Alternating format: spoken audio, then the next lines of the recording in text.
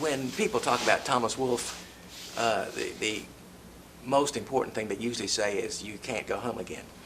That's not necessarily true, and a very good example of that is having Mark Cabaniss back on campus. So, Mark, has it been weird to come back to campus? Now, you left in 1982. Which is a galaxy far, far away now. And, you know, that's a great question. And, you know, when I walk around here now, it is a blend of the old and the new. You know, I mean, because I'll walk into a building that was here when I was here, and it looks just the same. And then I turn a corner and there's a brand new building that sprung up, and it was not here, of course, when I was here in those years. And so, so it's a blending of weird and not weird, and because it is almost like 1979, 1982 in a heartbeat in that building that I walk into that is just the same, and then I'm here in the present with this event of the musical you mentioned, that I'm here not just for nostalgia. I'm not here for a homecoming. You know, I'm not here to see classmates and reminisce and rehash the past, even though I love doing that when I'm here. But I'm here for a very current event. So it is a blending of those two emotions and experiences. What has been, in your brief experience coming back, what's been the most noticeable change for you? That's a good question too. I would say, yeah, I guess just geographically, the campus, you know, the some of the new buildings. It's when we're taping this, it's a day in December, so it's as cold as I remember it being. I know that hasn't changed. It still gets cold in the mountains of western North Carolina. You're right.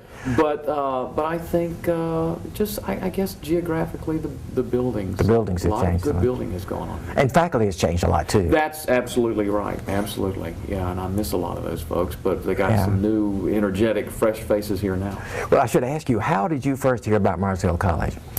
I grew up in Shelby, as you know, and so Shelby High School I was at, and singing, and I was of course a band person and a trumpet player and all that stuff, but also got into the chorus the minute I could on my schedule. I have both chorus and band, and excuse me, heard about the Mars Hill Choral Clinic, they called it back then. I changed it, as you know, to the Choral Festival, only because I think that probably sounds like you're going to have to go get your temperature taken. You know? You're right. So anyway, back then I was going to the Mars Hill Choral Clinic, but yeah, Wayne Presley and some of the voice faculty would go to Shelby High, and that was the place where they had the regional auditions. So all the high schools in that county, the students who were going to audition for the Mars Hill Choral Clinic would come and audition. So I had the nerve to audition, and lo and behold, I made it. And I was so happy to be one of the students from Shelby High to make the Mars Hill Choral Clinic my junior year. So I set eyes and feet on Mars Hill for the first time back then, and I liked it, and I thought, this is interesting, this is a new experience. And so I did it again my senior year, and was able to, was selected again to come back, came back again for another great experience. And so when, those were my earliest experiences of seeing Mars Hill for the first time. So that choral clinic, or festival as it is now, really was important in your finding this place. It really was, and getting to know it, and seeing the voice faculty and the high standard of music education that this college maintained and maintains, it impressed me as an impressionable 16-year-old. So when it came time, I remember coming home from school one day at Shelby High my senior year, and I said to my parents that day, I remember my mom was fixing dinner, as we say in the South, and so my dad had just gotten home like clockwork at 5:42 p.m. and I proudly announced to them that I was going to go to Mars Hill College. Oh, really? You're going to go to Mars Hill? Yes, I am, and I'm going to major in music, because I knew that I just knew that was my destiny, and I knew that I felt comfortable with Mars Hill, and not only physically because it wasn't too far from home, but it wasn't too close to home. And I felt comfortable because I knew it had a fine reputation in music education and in music and the arts. Right. And so I said, this is it. I'm going to go to Mars Hill. They said, great, let's do it. Let's do it. If you could pick one experience from those 4 years you were here as the most memorable, is there one that leaps out at you? Yes. Oh, good. This is going to be funny, I can tell. And it has nothing to do with the classroom. That's great. I'm just It's going to even be better. honest. You know, I'll never forget. This is so silly. I mean, I could give you the answer probably that I should give you. No, tell Some the one you lofty, No, but this is true college life, and that's what this what I'm sure it makes for real, you know, truth. Me and a friend, Lisa Biley, were getting ready to go to New York City for the very first time. And I, you know, kid that hadn't been hardly out of Cleveland County all my life, you know, to Myrtle Beach every year and you know, things like that. But so me and Lisa and another, Susan Phelps was her name, had decided we were going to get in the car and do a road trip to New York City.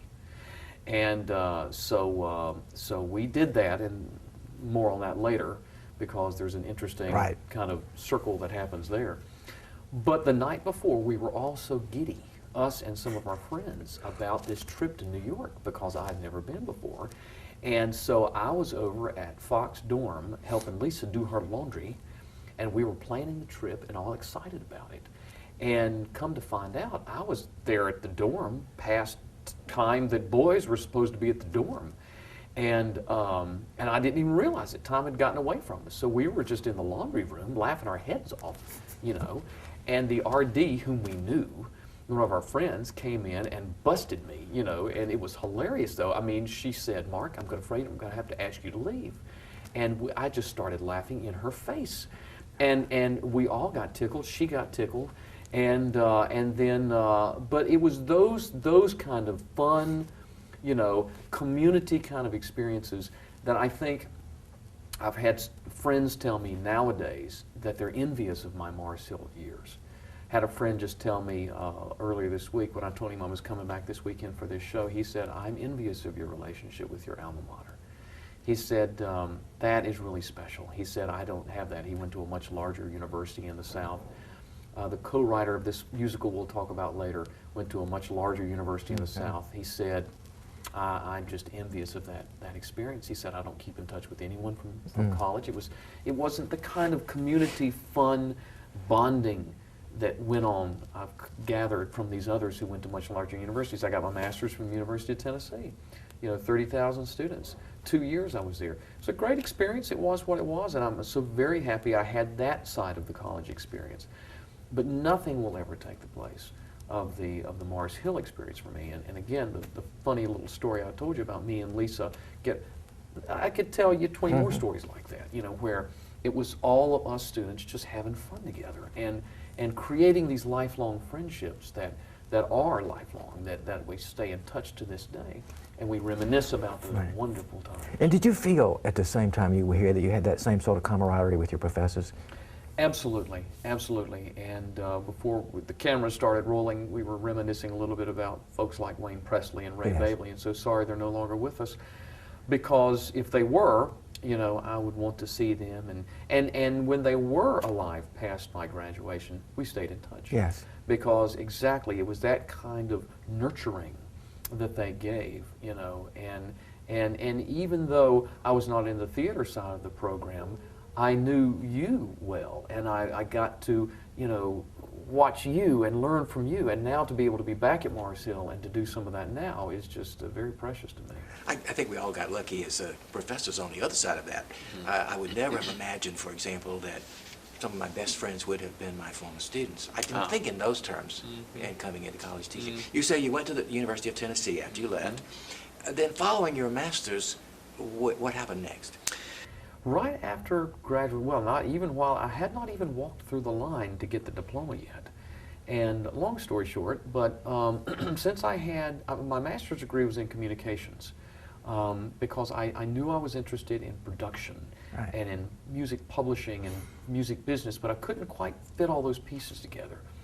And I didn't even know there was such a thing as a music business degree back when I first entered school, and there barely wasn't. Maybe in just a handful, maybe 2 or 3 schools in the whole United States. So I knew I wanted to get into that kind of thing, and so I decided, and I called Belmont University, then Belmont College in Nashville, to see if they offered a master's degree, because I didn't want another bachelor's degree. I'd just done that. And so they said, "No, we don't offer a master's degree in music business." And so I went on to University of Tennessee. I was accepted to the music department there to be a conducting major. But I decided that, you know, if I get a conducting degree, what can I really do with that for me, with who I am, with my interest in production and music business?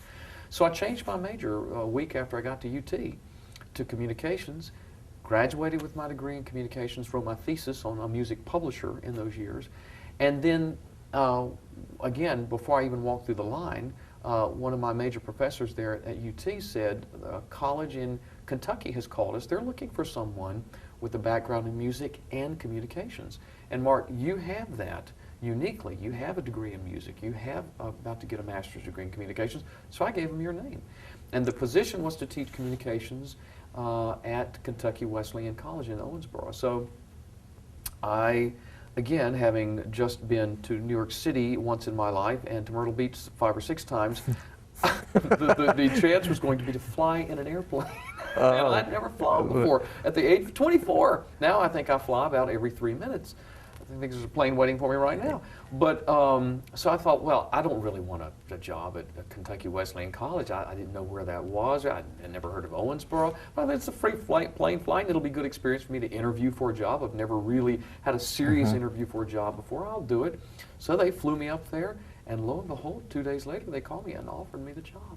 So my first job right out of graduate school was teaching up in Owensboro. And what kind of courses were you teaching? I was teaching broadcasting, audio production, video production. What's so funny is I'd never done any of that. I just studied it. Just studied So it. I was usually about 3 chapters ahead of the students, you know.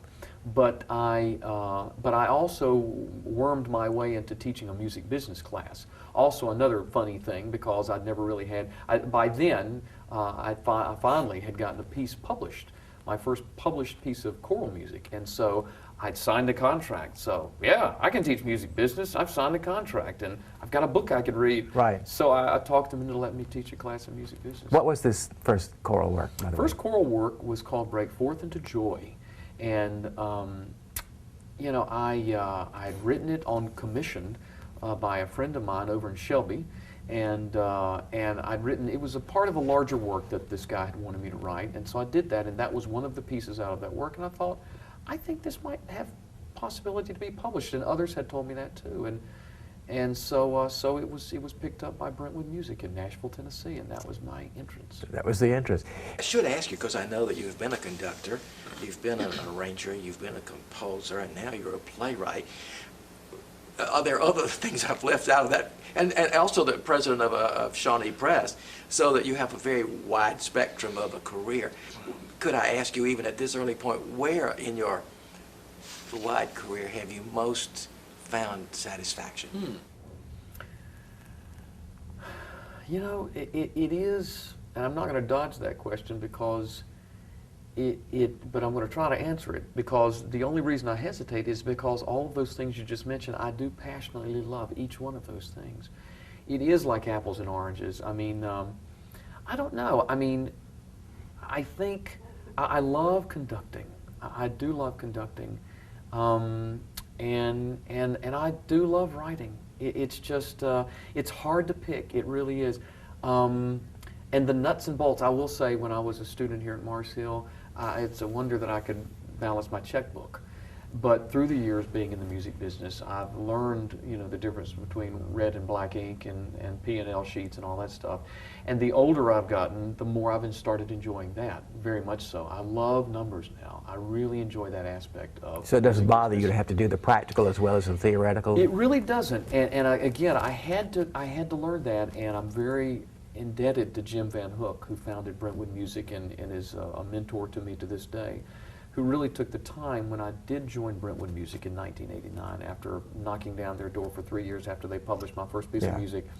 He really taught me of the music business and the nuts and bolts and the P&L side of it. And so I've really come to enjoy that a lot. But again, to try to answer that question, the most satisfaction, I don't know. I guess you could say I love the thing I'm doing at the moment. And so sitting in and watching the show these last few nights, I thought, wow, this is a real thrill. This is the real thrill. After you left Kentucky, where did you go? I went to To Brentwood. Brentwood. Music. That's it. And that was in Nashville. That was correct. When they published Break Forth into Joy, I thought, aha, this is my entrance. And so I spent a lot of time knocking on their door and trying to solve Jim Van Hook's problems. What was keeping him up at night? And so I would drive down to Nashville and have lunch with Jim and ask him, what are your biggest challenges? Drive back up to Kentucky and then teach by day and solve his problems by night and send him letters. No email back then, no cell phones. So I would drop a letter in the mail to Jim and say, here's what I want to do. And so here's what I think you should hear with my ideas. And he never used any of those ideas, but I didn't care because at least I was in front of him. So he eventually hired me in 1989. And how long were you there? 6 years. And those were 6 very good years at Brentwood Music. I mean, very fond memories. The music business, as so many industries, always change. And it has changed over the years, and companies get sold, and he eventually, wisely, because you know when to sell, and Brentwood was still on an upswing, and it still is to this day because of what all companies have to do to keep it vitalized. And so, but he sold it, and so that company's not the same as it was back then. But so those are very precious years I remember for Brentwood Music. I remember you were telling the story about your first visit to Delaware Gap in Pennsylvania, and the Fred Waring tradition. Yes. Tell us that story. Thank you. I love telling that story. And back to my Shelby High School days. This is I almost hesitate to admit it, but even then, when I was singing in the high school chorus, I was paying attention to publishers and who did what. And so I noticed big time Shawnee Press and was very impressed with their music and really became, I don't know, connected to it in a way. And so I'm going to give you the slightly long version of the story, and you can edit out what you need to. But, and so there was that kind of affinity towards Shawnee Press. At the same time, when I was growing up there in Shelby, I was paying attention to Broadman Press, which was located in Nashville, reading all the album credits and all of that. And then They were Baptists primarily, weren't they? Exactly. Baptist Publishing House is Broadman Press, and now Lifeway. And so, so I'll never forget my junior year at Mars Hill. We were driving on a choir tour to Albuquerque, New Mexico, or no, it was Hobbs, New Mexico. But on a bus, of course, and that's another fond memory, choir tour. Those were always hysterically funny. I mean, it was like one big long laugh from the minute we got on the bus to the time we got back to Mars Hill. So I laid eyes on Nashville for the very first time in 1981. And I remember thinking when I saw the Nashville skyline as a 21-year-old junior at Mars Hill, I want to live there someday. And so, because I knew of Broadman and I knew of the music business and the recording that was going on in Nashville. And so, the very next year, when we went on my very first road trip to New York City, I noticed when we were looking at the map that New York City was surprisingly very close to Delaware Gap, Pennsylvania. Excuse me, and I knew that was the home of the vaunted Shawnee Press. And so I told Lisa and Susan, I said, we need to stop in Delaware Gap. They said, why don't we want to stop in Delaware Gap? What's there? I said, Shawnee Press. Okay, Mark, we'll stop in Delaware Gap. So one Sunday afternoon when we were driving back that long drive from New York to North Carolina, we stopped in that sleepy little town of Delaware Gap. Of course, Shawnee Press was closed tight as a drum. But we went up to it, and there we were at Shawnee Press, and had my picture taken in front of it. And so fast forward, I don't know, several years later, and I was offered to become the president of Shawnee Press. And so, so I said, I'll do it if you'll let me move it to Nashville. Because I'd been in Nashville by then, working at Brentwood Music, and knowing that, and a stint in between Brentwood and Shawnee at Hal Leonard Corporation for 10 years. So I knew how Midwestern and Eastern winters could be. And Hal Leonard was also in Nashville. Actually, Hal Leonard was in Milwaukee, Wisconsin. I thought I remember that. Did you go to Milwaukee? I was in Milwaukee. And so I suffered those winters up there in the 40 degree below zero temperatures. And so I thought, I mean, I was at a point in my life where I thought, I don't want to have to do that anymore in terms of, being in a climate that I'm not really, really connected to. And I was so fond of Nashville. And I knew that moving Shawnee Press to Nashville would be a good thing for the company, because I really felt like it could offer it opportunities that it did not have, with music publishing being such a hub of activity down in Nashville. How did Mrs. Waring feel about that? You know, I'm glad you asked that too. I made a point. She has long since sold the company back in 1989, but I still felt an affinity toward her and the legacy of Fred Waring having started that company. So I made a point to go to Palm Springs to see the 90-year-old Virginia Waring, who still swims laps in her lap pool to this day, and had a nice visit with her and told her about my vision of moving Shawnee Press to Nashville, and she was so supportive. Good. So supportive and very excited about it, and said Fred always loved Nashville and think he would have even been excited about it. So it was quite a serendipitous experience to bring Nashville and Shawnee Press and all of these things together, you know, at this point in my life. And I'll tell you one more quick story. In moving the company to Nashville, I did spend like 4.5, almost 5 months in Delaware Gap. And so the very first Sunday I was there, living in a hotel for those months, there was this really sweet storybook church at the top of a hill.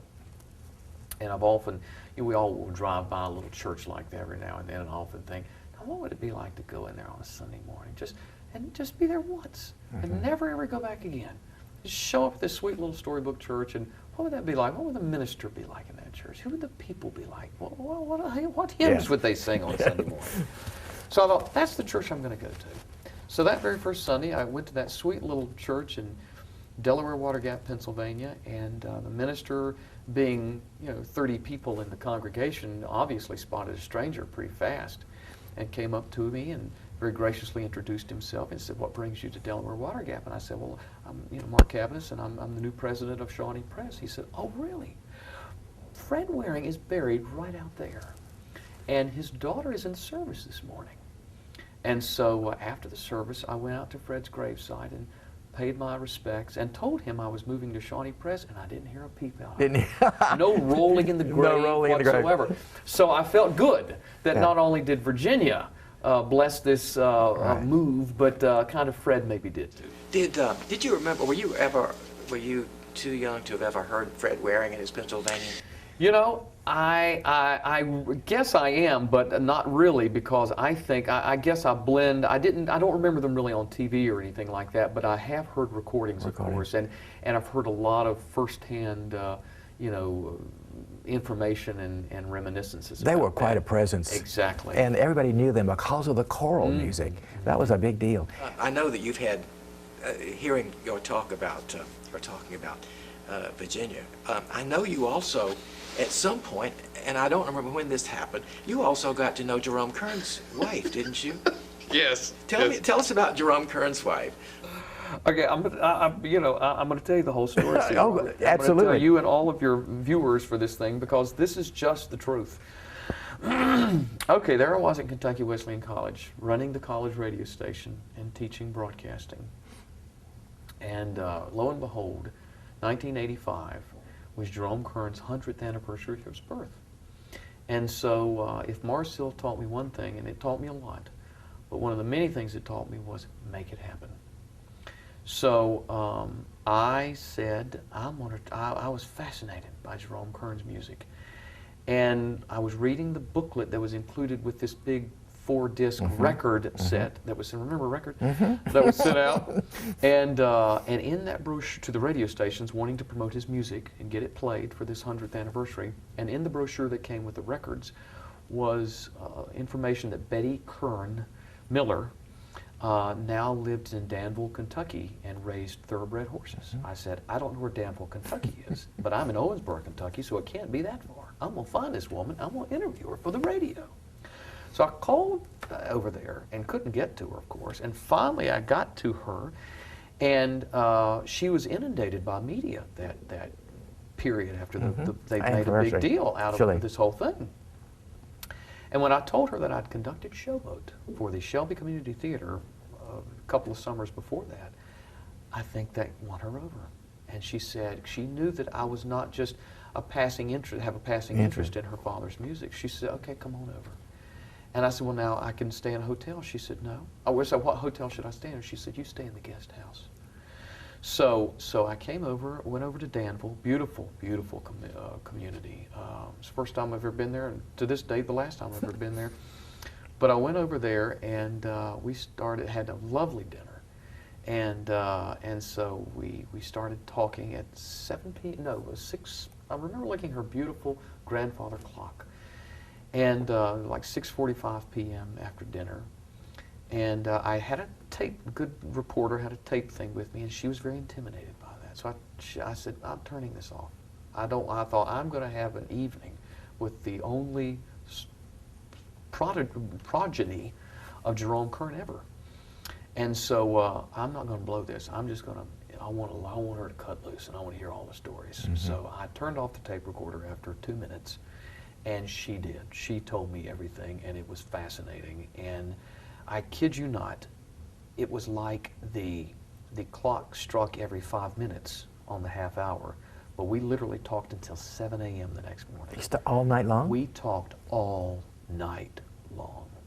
Amazing. I mean, I didn't pull one all-nighter at Mars Hill, you know, but we talked all night. And she was a fascinating person. And the funny part, now the uncut part, that happened that night. Now here's the Baptist that grew up, you know, and I'm really not a drinker. I mean, I might have a glass of wine every now and then, but I'm not a drinker. And so she was drinking some vodka and grapefruit juice. And she said, and I was certainly of age. I was 26 at the time. So she said, would you like something to drink? I'll get you a Coke or whatever. And I said, well, I'll have whatever yours had. I didn't know what she was having. So I drank the first vodka and grapefruit juice I'd ever had all night. I mean, she would freshen my drink every now and then. But I mean, it was hilarious. And I mean, the next morning when I was in the guest house, I could barely raise my head up out of the guest house. Because here's a kid that I still don't drink liquor. That's funny. And I mean, but she didn't bat an eye. She was a staunch. Did you continue that friendship, or was that just the one-time interview? Unfortunately, we didn't. I think we connected. Maybe I think I called her when I went back to Kentucky Wesleyan and told them all about this. The music choral guy at Wesleyan was really enthusiastic about it. And we talked about having her over and having a whole evening of Jerome Kern's music, but it just never played out. You know, the semesters get busy and everything. But unfortunately, I didn't get a chance to see her again. But she told me every story imaginable about Frank Lesser and Georgie Gershwin and Ira and all of her friends whom she grew up knowing. You know, I guess it was about that same time I did a review for SART, the music of Jerome Kern. Mm-hmm. I think that was in 1985, I believe it was. And that was about the same time that you were meeting her, wasn't it? Yes, 85. It That's was right. 85. That's the year I met her, Yeah. and got to see all of his original manuscripts for Showboat and several other shows, and got to play on the piano according to his daughter, he wrote Showboat. And what did she do with all that material? Where did it go? That I don't know. I hope it's in a wonderful archive somewhere. Fred Waring has archives at Penn State, which are just wonderful and very preserved, all of the artifacts and manuscripts and things. So certainly somewhere those things are preserved now. I found his music absolutely wonderful. And, you know, he covered a long period of time in writing, but was a very young man when he died. Yes, brain hemorrhage in New York City. New York City, fell on the street. That's exactly right. I remember that story well. And also, while we were talking about famous composers, I know you have a history with Meredith Willson. Tell us the story. Our dear mutual friend Brenda Crosby Bowser. Yes. You know, she says, "What is this about Mark and dead composer's offspring?" You know, she and I think I added. Who did I add recently to the list? I've got to remember. It'll come back to me because I was just thinking. But sure enough, Meredith Willson's. I'm a big fan of Meredith Willson. I would say Meredith has been to me a mentor. Unfortunately, I never met him because he died in '84. Yeah. And I didn't become acquainted with his work until I conducted The Music Man, the pit orchestra, in 1981. And that's another great Mars Hill connection. I'll never forget. I was struggling with, do I go to summer school and and get this course off that I've not been able to get around to, or do I take this opportunity to conduct the Music Man? So I went to Wayne Presley and I said, what do you think, Dr. Presley? He said, Mark, conduct the Music Man. Yes, good You can get advice. that course. You'll pick that up. Yeah, You'll good be advice. fine. And so, so I conducted the Music Man that summer of '81 between my junior and senior years, because Wayne Presley told me that was the thing to do. And it opened so many doors for me. I conducted several more pit orchestras for things, and it gave me a real sense of writing for the theater and things like that. And, but I became fascinated with Meredith Willson's career, because Meredith was not only a songwriter and a publisher and a conductor and a composer, but he was a broadcaster. And He used to do the Tallulah Bankhead show. absolutely, the Big Show. The Big Show. The Big Show with Tallulah Yeah, Bankhead, yeah. and he was kind of the stooge on that show, by his own admission. He was the funny guy, you know, and he always would kind of wheel out his Mason City stories. Yeah. And Tallulah would roll her eyes. I've got all these things, listen to the Yes. tapes and everything. But it was a great shtick they had going back and forth, with Tallulah kind of going, oh no, Meredith's going to talk about Mason City.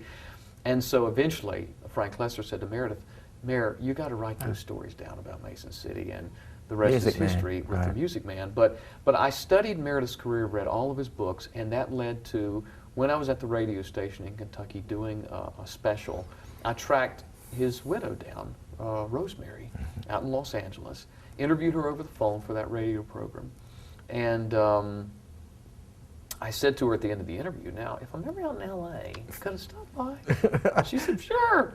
So I was out in L.A. a year later, and I stopped by. And how was it? It was great. And I got to play on the piano, upon which he wrote the Music Man, and tons of memorabilia there, and which led to other great things. Eventually, about 4 years ago, I was invited to be one of the conductors and clinicians at the Iowa Choral Directors Festival, their annual big event in Not Mason City. It's I knew- in I knew- Mason City. I knew you were going to say In Mason City. City. So I'd never set foot in Mason City before. And so, so I went to Mason City, and I had met Carl Miller, who was then the kind of executive director of the Music Man Square, a $4.5 million facility that they built about, I'm going to say 6-7 years ago, to perpetuate his legacy and to further music education. So Carl put me on the board of advisors for the Music Man Square, and I got to kind of free rein to walk through that facility one morning. It was just incredible. Through that, I got to meet Shirley Jones, you know, who was in the Music Man. Just got to sit out with her in her living room in Los Angeles, and she told me wonderful stories about Robert Preston and Morton DaCosta, who directed the film. Right. And He directed the Broadway show, too. absolutely, and did such a wonderful job making that transition between Yeah. the stage and film.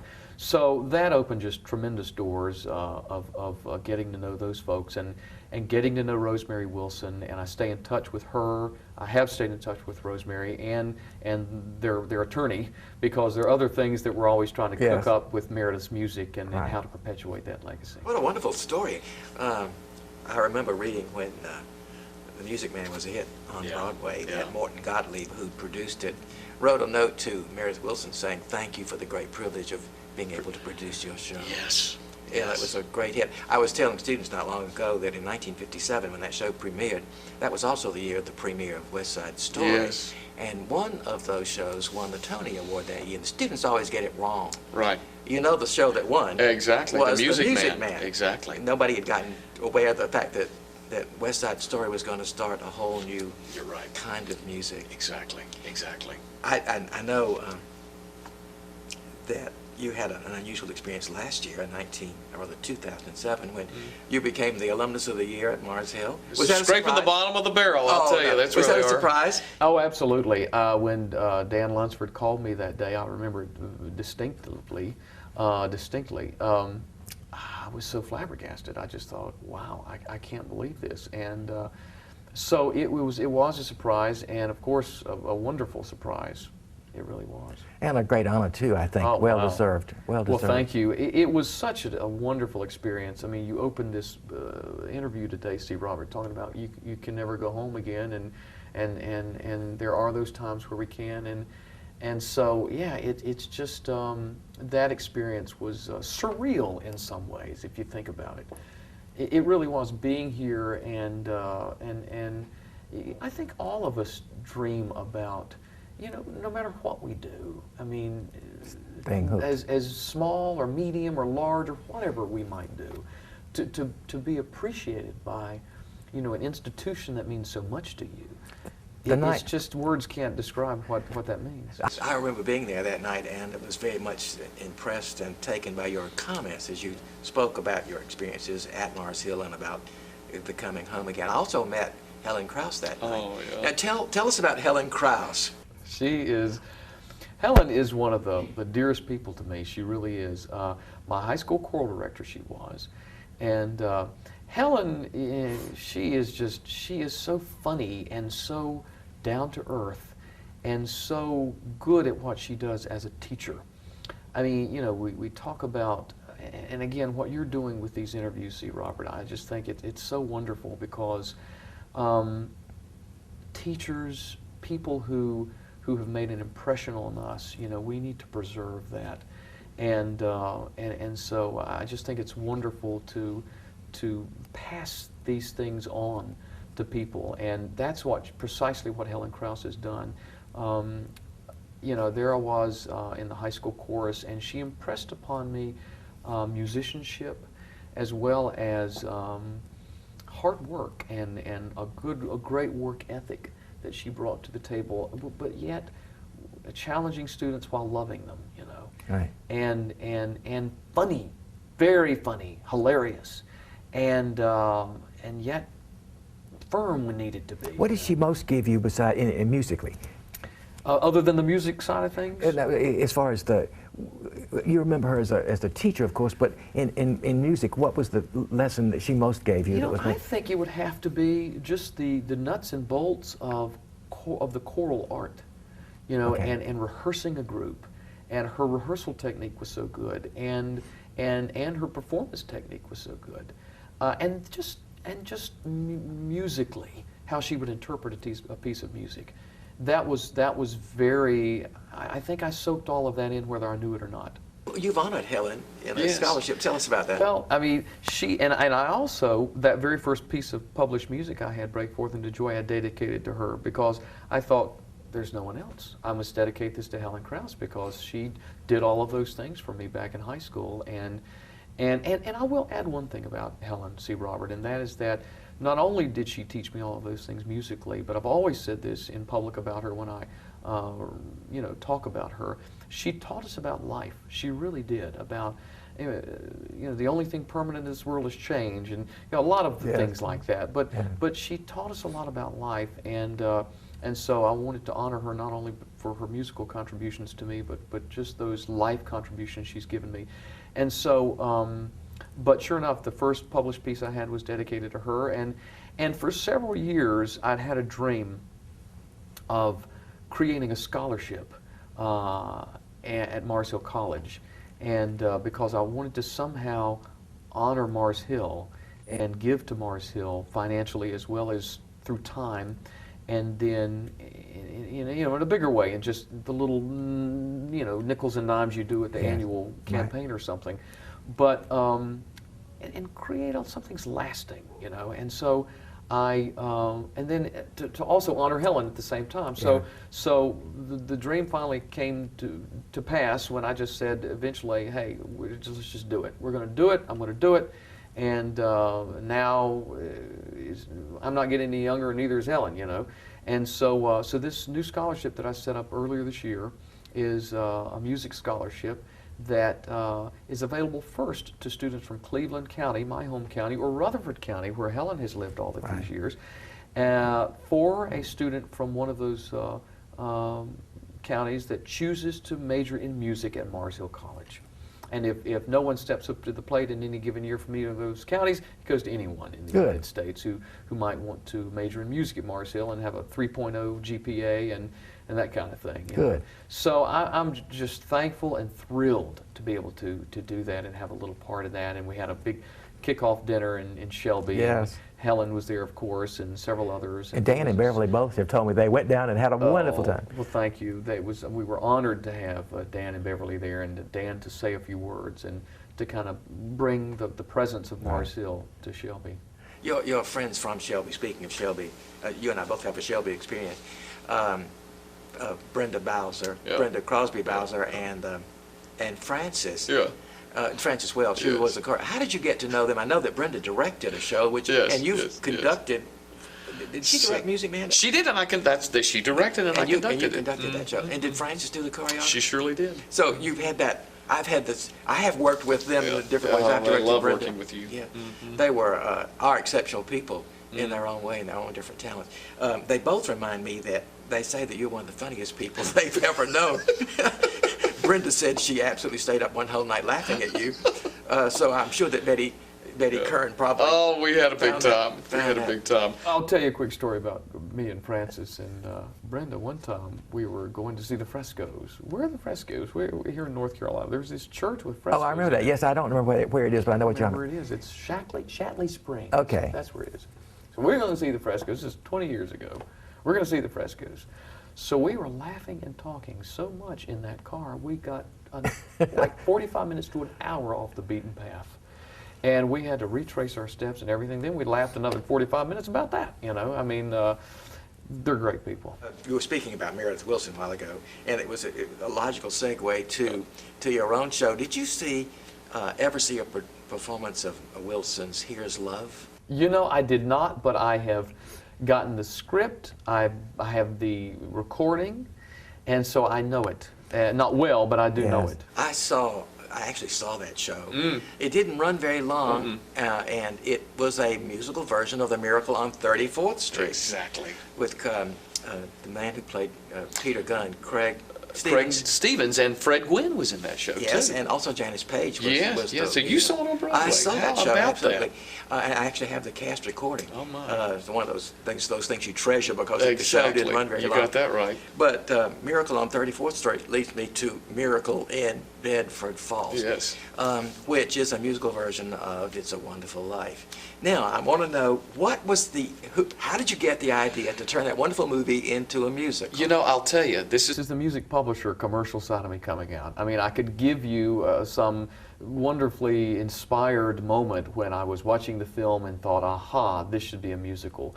But the truth of the matter is that I found out from a friend that the screenplay for It's a Wonderful Life is in the public domain. Yes, they forgot to They forgot to renew it. renew the copyright. It's a textbook case of how not to Yes. handle a copyright. Right.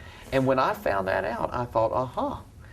I thought, now that's interesting. And so the commercial side of me thought, it was an easy, yeah, this could be great. This could do well. I mean, this could be fun. And the creative side of me kicked in because I, like millions of others, adore that movie. I love that movie. I mean, it does genuinely move me, you know. And so I thought, this has got to be a musical. And so that's how it came about. So you got the idea, but now I know there were difficulties in moving it along legally. Yes. Tell us about the Orrin Hatch part of it. Well, interesting. So get this idea to do the musical, and I called my friend Lowell Alexander. I'd been working with Lowell by then for 12, 15 years, publishing his music. And we'd worked very closely on a lot of musicals for school and church, you know, in the market that Shawnee Press and Hal Leonard back then, where I was at the time, served. So I knew Lowell's writing well, and I had a great relationship with Lowell, and we just have a wonderful working relationship. And so I called Lowell, we had dinner, and I said, you know, would you want to write the music and lyrics for this show, It's a Wonderful Life? And he said, I'm in. He didn't hesitate. He said he would love to do it. He loved the film. And so the next thing was I wanted to make sure, beyond a shadow of a doubt, that indeed these rights were available, I mean, as we had heard. So I contacted a lawyer who did some legal work, and he came back and said, you're good, go for it. So we went for it. We did the first draft and got it all ready to send and start shopping around. And then I got an email from Burl Red, who's a wonderful musician, producer, composer in his own right, in a big way. And Burl emailed me on a Sunday morning, or Saturday morning, I remember Saturday morning. He said, did you see this article in the New York Times this morning? No. And he gave me the link, so I went to it, and it was Paramount Pictures is sinking hundreds of thousands of dollars into this new production of It's a Wonderful Life. And so I got in touch with a lawyer. He said, well, I have to go back and look at this again, you know. And so again, long story short, we got another lawyer in addition involved. And the first lawyer found out, he said, this is so convoluted, I think you're going to need an entertainment, he was an entertainment lawyer, but I think you need a lawyer who specializes in theater. And so I got a lawyer who specializes in theater, and he spent a year of due diligence, checking, and then we also, through his work, got put in touch with Paramount Pictures, and they were busy, and so we needed the help of a U.S. Senator whom Lowell and I happen to know quite well. So he got their attention, just to say, hey, could you respond to these folks? And they did. And so, again, long story short, it came down to, we needed to change the title. And so we're happy we actually changed the title, because in our long due diligence, we found that there was 2 other versions of It's a Wonderful Life out there, of a musical version and a play or 2. And so there's several versions out there. And so we not only changed our name, because that's where this particular development of the whole thing was and is at the time, but we felt like it would set ours apart. And so we got to go ahead to do what we did. And so all of that process was a good thing in the end, we feel, for our particular take on the film. Right. You know, because calling ours Miracle in Bedford Falls, we think, says, hey, this is what it is, you know, and it's not the same, it's different. But you can say as a subtitle, a musical version of Absolutely. It Happened. Great. Yes. What were from the standpoint of, because you're becoming a playwright now in this process, what were the problems you encountered? Because you're dealing with a product that everybody already knows. Right. How did you approach it so that you don't invite comparison? That's a great question, and it was daunting in that sense, because it is a sacred cow, that film, and it's a beloved film. And so I remember the first draft, I pretty much had it all there, all of the scenes that I'd adapted to the stage. And then I knew that something's got to give, something's got to go to make room for all the music and lyrics. And so I then started cutting, you know, this scene, that scene, and I remember having a plot of just a whole plot of the film, saying, you know, here's what happens in this scene, and then this, almost like a storyboard, you know. And so, and then I started trimming and cutting and pruning things that I didn't feel like would hurt the audience if I took a certain. I just tried to approach it as a lover of the film myself. If I went to see a musical version of this, and I had not seen those other musical versions, by the way, either, that we knew were existent, and I stayed away from the scripts on purpose. But I remember thinking, if I walked into the theater to see It's a Wonderful Life on stage, what would I want to see as a lover of that film? So I left all of that intact and shortened some of the scenes and shortened some of the monologues, because again, it's not film, obviously, and then, you know, replaced a lot of things with narrative and those kind of things, and tried to throw in a few little laugh lines, because it's musical theater, it's not a film. Right. So that was the basic thing I went through of adapting it and trying to change it and make it live on the stage. Did you find that creating those spaces where there is a narrative, and you do that with the 2 angels in the script, did you find that easy to do? Was that awkward? How did you? Sometimes it was awkward. Yes, it was, because you know, it could just be a little. I never wanted to get tedious, and it could get tedious. You know, anytime, you know. But the actors we have doing these 2 particular roles of Clarence and Joseph are doing such a great job, and Clarence in particular is just he takes the narrative and he gives it fun little takes and things. So that keeps it from being tedious. But again, back to your original question. It did take some massaging of things to try to not make it tedious and mundane with, you know, and then this happened. Right. I like the fact that you created a separate story with those two aides, because we follow their story. They have a development, as well as George Bailey and Mary. They have a development as well. We're seeing two parallel stories. You're right. You're right. Which is fun, because we see Clarence finally get his win. Exactly. And You're that, right. That becomes fun. I know that Richard Rodgers, when working with Hart, did the songs, and then the lyrics came. And with Hammerstein, Hammerstein did the lyrics first, and then the music came. With you and Lowell, how did you agree? You obviously figured out where the songs needed to come, Right. who was to sing them, and Right.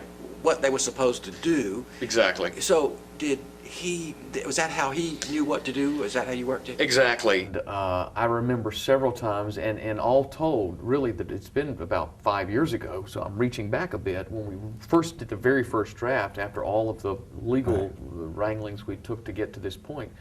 But I do remember several sessions at my house and his house where we would talk about, I'd say, hey, this song should be called "Shaking the Dust," because and here's what I think ought to happen, and he got it and ran with it, and the opening of the show and those kind of things, and the rhythm of Bedford Falls, how it starts in that way, and so basically that was it. I mean, and we would brainstorm and I kind of plotted out when I was working the script, here's where the song should fall.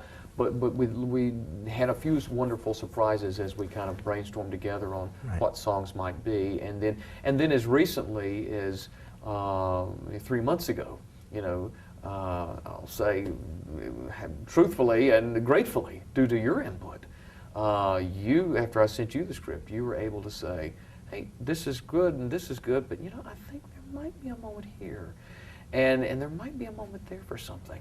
And then Lola and I went back and said, see, Robert said this, and we're like, yeah, duh, he's right, and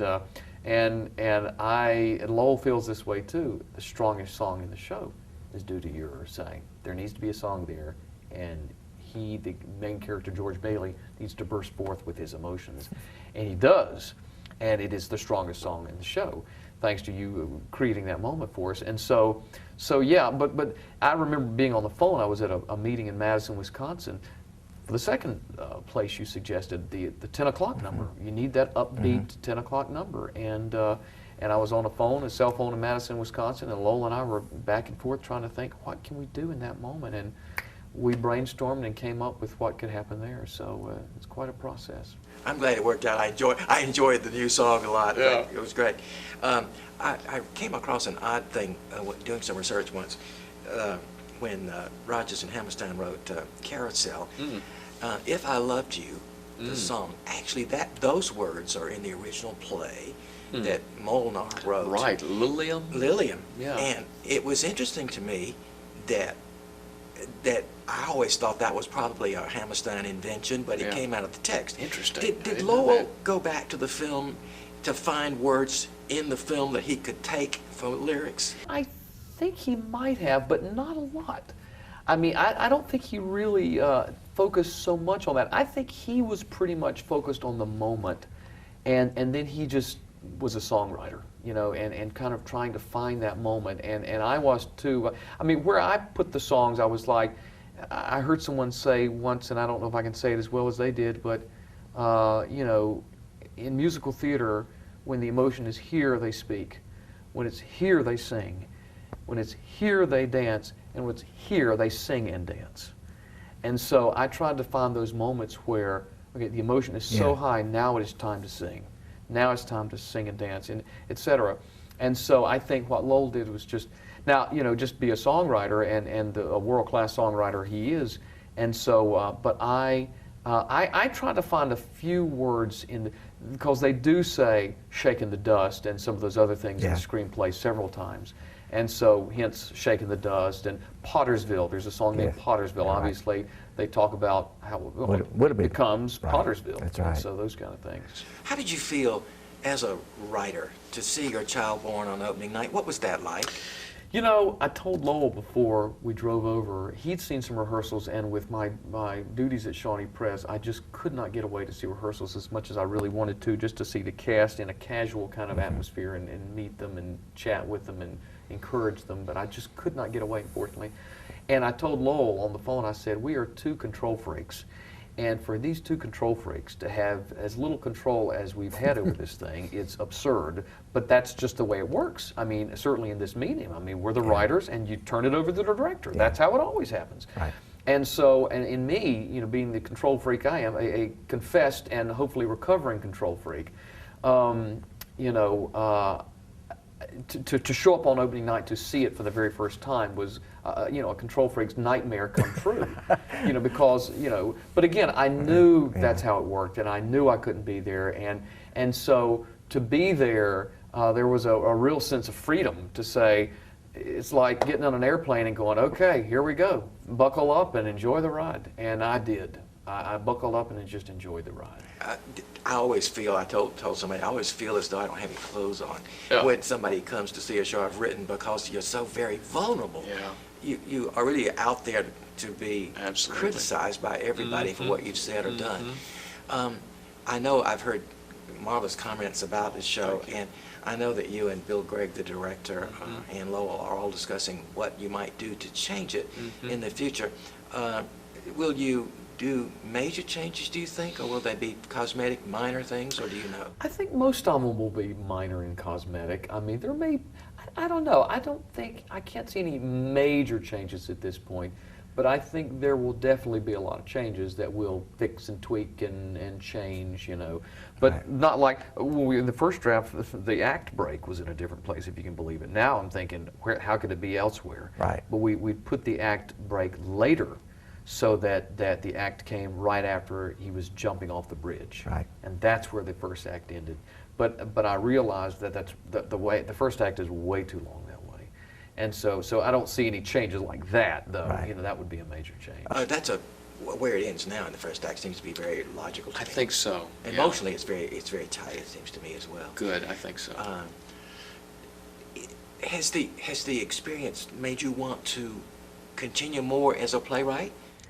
Well, you're very generous, C. Robert, when you call me a playwright in this sense, because, you know, and I'm not demeaning what I did here with that show. I mean, I say I did a cut and paste job, and I did write a lot of the narrative, obviously, and it did a lot there. Right. But you know, obviously, I took Albert Hackett and Francis Goodrich's script and molded that, certainly, and did write. But again, I love the sound of playwright. Believe me, I love being called a playwright. That's a wonderful new title that I'm honored to add to my resume. And so, to answer the question, absolutely, I do love that, and I would like to do it for real next time.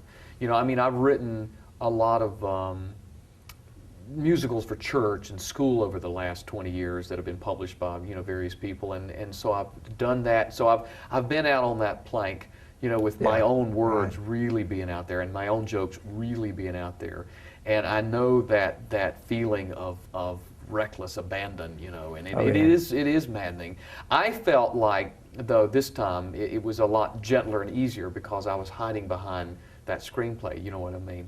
But in terms of, I've already got some ideas cooking that I'm already working on of things that I'll be doing it without a net this time.